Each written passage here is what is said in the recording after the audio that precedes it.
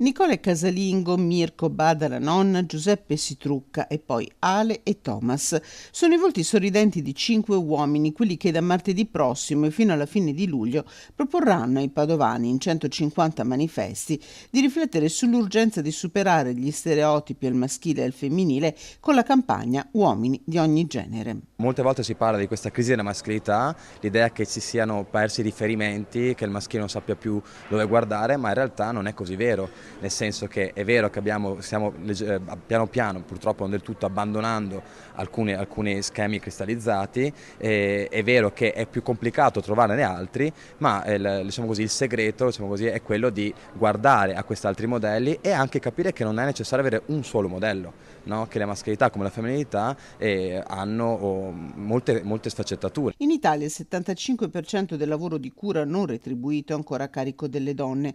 Ridurre questo squilibrio punta a responsabilità condivise per il bene di tutti. C'è bisogno nella nostra comunità che anche gli uomini si interroghino sul loro ruolo all'interno della società, sul loro ruolo all'interno della famiglia e è una riflessione che però possiamo fare insieme, uomini e donne, senza pregiudizi e stereotipi, ma ascoltandoci l'uno con l'altro. Sull'opportunità di una simile campagna presentata a Palazzo Moroni dall'assessora alle pari opportunità Margherita Colonnello è intervenuto Andrea Ostellari, senatore della Lega e sottosegretario alla giustizia. Padova ha uomini di ogni genere ma zero amministratori, sottolinea, mentre i cittadini chiedono meno traffico e più sicurezza, l'assessorato alle politiche di genere lancia una campagna comunicativa di dubbio gusto e nessuna utilità.